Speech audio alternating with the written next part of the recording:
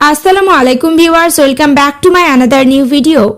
আজকে আমরা একটি গুরুত্বপূর্ণ ইংরেজি স্ট্রাকচার ক্লাস নিয়ে আলোচনা করব। Okay viewers, let's get started. তোমাকে শুধু একবারই দেখেছিলাম। তারা কি শুধু একবারই এসেছিল? আমি শুধু একবারই ফোন করেছিলাম। ওখানে চলো শুধু একবারই যাই। আমরা দৈনন্দিন জীবনে এই ধরনের বাক্যগুলি ব্যবহার করে থাকি। স্ট্রাকচার ব্যবহার করে কিভাবে বাক্যগুলিকে বলবো সেটি দেখে নিই।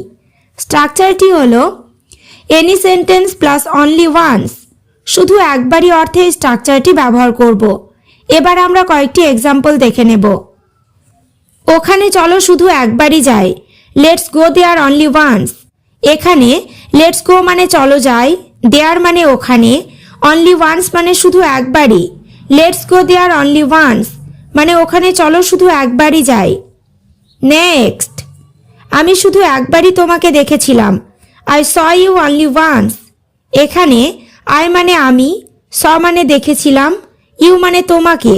I saw you only once মানে আমি শুধু একবারই তোমাকে দেখেছিলাম। নেক্সট, তারা কি শুধু একবারই এসেছিল? Did they come only once. এখানে ডিড দে কাম মানে তারা কি এসেছিল? পাস্ট ইনডিফিনাইট টেন্সের কোয়েশ্চেন। অনলি ওয়ান্স মানে শুধু একবারই। Did they come only once মানে তারা কি শুধু একবারই এসেছিল?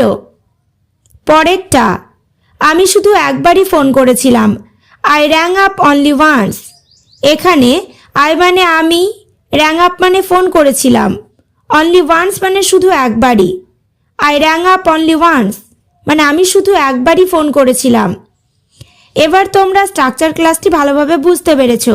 তাহলে মেয়েটা শুধু একবারই জানতে চেয়েছিল, সে কি শুধু একবারই দেখা করেছিল? বাক্যগুলি ইংরেজিতে কি হবে কমেন্ট করে জানিও।